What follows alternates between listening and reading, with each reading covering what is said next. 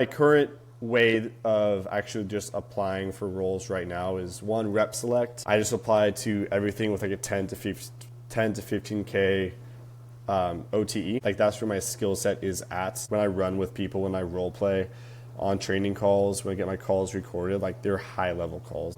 Not super high level, but like they're just not beginner. I'm probably like intermediate, almost advanced. I just don't have like the offer. Like it's offer times skill set equals how much money you're gonna make. Hey, what's up? Today I'm gonna talk about just my journey kind of finding offers right now, just like the path that I've been on. This is probably helpful to people looking to get into the space or kind of like in the space but trying to get better, that sort of thing. So I started off like my first sales job ever was like in-person gym. I was a trainer there, so I sold people there. Not really sales, honestly. Like it's super easy just because like you're talking to people. I was a trainer, so I do the demos. I wouldn't even consider that like a sales job. But like those numbers, I use those when I'm applying to jobs as like cash collected, revenue generated, things like that. More high ticket space. I started off as a setter.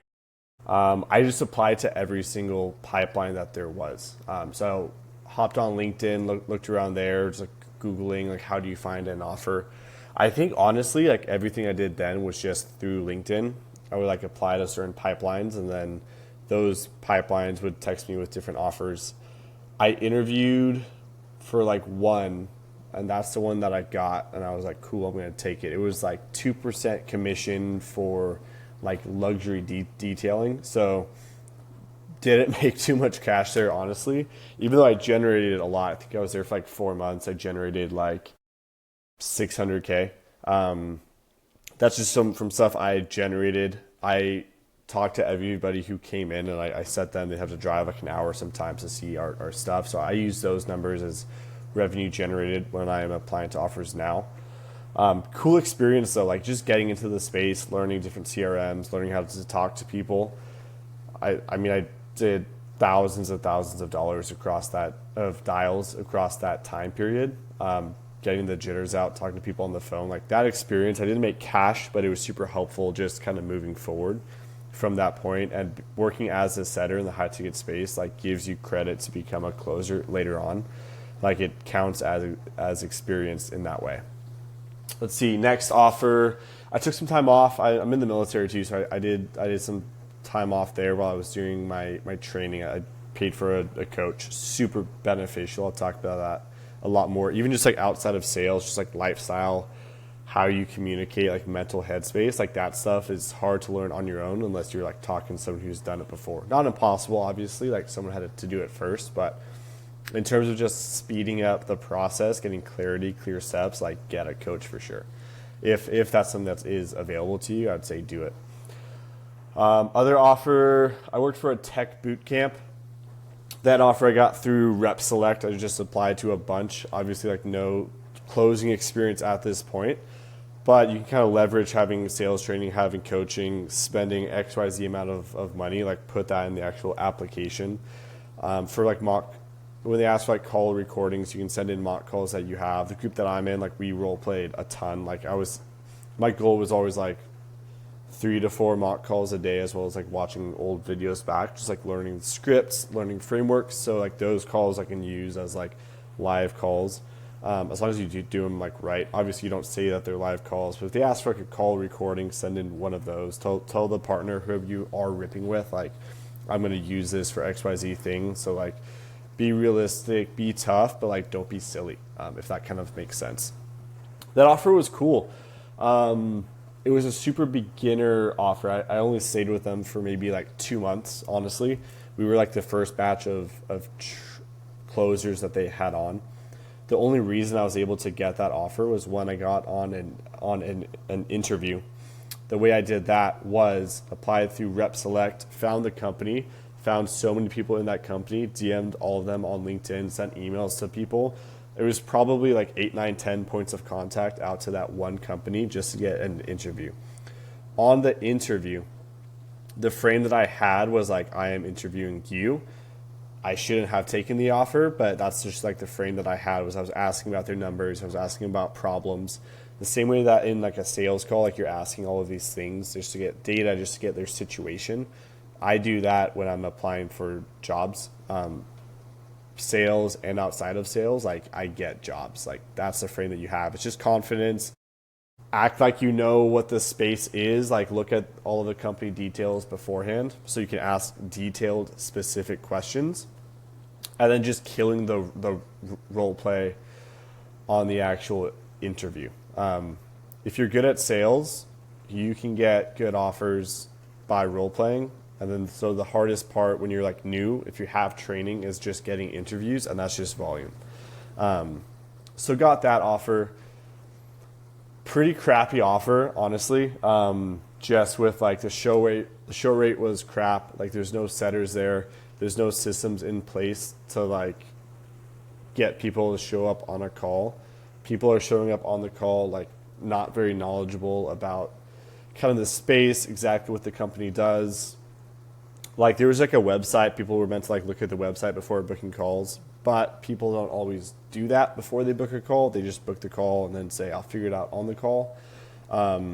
Show rate was bad. I was calling leads like all around the world. Like I had a call like North Macedonia is like I was getting calls with those people. So like calling them, texting them, it's like to use my personal phone, my WhatsApp, open phone, HubSpot to like try to contact them. Wouldn't get like responses. There isn't enough friction in the funnel. It's like the leads are bad, the leads are broke. Everyone's doing these like crazy payment plans where it's like $500 a month for a $7,500 ticket. Like my close rate was fine there. It was like a solid close rate. It was like 30, slightly above 30% of like qualified leads or qualified prospects, I should say. And I was closing that number, but everyone was poor-ish, like just like not like financially secured so that they couldn't give me $7,500 on that call. Like they're living paycheck to paycheck. That's typically how those offers go. If it's like new career pointed at older people, it's like they probably don't have a good career right now, so they're not going to have money. So that's a new like thought process I have now when I'm actively applying to roles right now also. So like that thought process is in my head is like who is going to be the ICP, ideal customer profile for this exact offer. Stayed with them for like 2 months, told them I was going to leave. They're like, well, just like stay on once we fix our systems, come back. So that's where I'm at right now with them. I don't really talk to them ever. I'm just like, every once in a while I'll hop on Slack and I'll see what like other closers' numbers are. They're not that good. Offer I'm on right now is like an AI biz op. So we build someone's business for them, and then we do the implementation of the AI agent and whatever clients that they get. More difficult to sell. Same thing. It's like I call it like startup hell. Is like only getting like new companies where like systems just aren't built up. Like the lead nurture in that company should be up here. It's probably like at here right now. So I'm still hanging out with them. I'm taking calls. Haven't closed anything for them yet. I've only been there for maybe like a week and a half, 2 weeks, something like that. The setter quit too. So this past week I was just setting, which is way easier than closing. Way more fun. Don't make any money. Not as challenging. Not aligned with it. So I don't do it. Yeah, so my current way of actually just applying for roles right now is one, rep select. I just apply to everything with like a 10 to 15K OTE. Like that's where my skill set is at. Just like when I run with people, when I role play on training calls, when I get my calls recorded, like they're high level calls. They're not super high level, but like they're just not beginner. I'm probably like intermediate, almost advanced. I just don't have like the offer. Like it's offer times skill set equals how much money you're going to make. And my offers are like way down here. My skill set's, I don't know, here. Like this is like super good. I'm like here. These are like brand new people. So somewhere like the middle there. But yeah, so that is kind of where I'm at right now. So rep select, anything between like 10 to 15K OT. I'm applying there. And then the group that I'm in, we get like offers sent in there, like 20 a day. Not all like the offers that I would go for. There's like setting offers in there. There's lower OTEs. There's super high OTEs too, where it's like you need to have collected like $5 million in cash. And it's like, I'm not going to get that. So I don't even apply. Sometimes I do if I'm bored, but they never reach back out because I don't have the cash. I don't have proof. So my system right now is I have a Google Doc It has like my socials on it. It has my email, my phone number. It has a Loom video that I made, which maybe I'll just post here also. It has call recordings from deals I've closed. It has call recordings from deals that I have not closed, or I'm like in the objections, like I just can't beat it. But it's like the hard ones where like I'm doing good and this guy just is not going to buy. I say a lot. I need to fix that.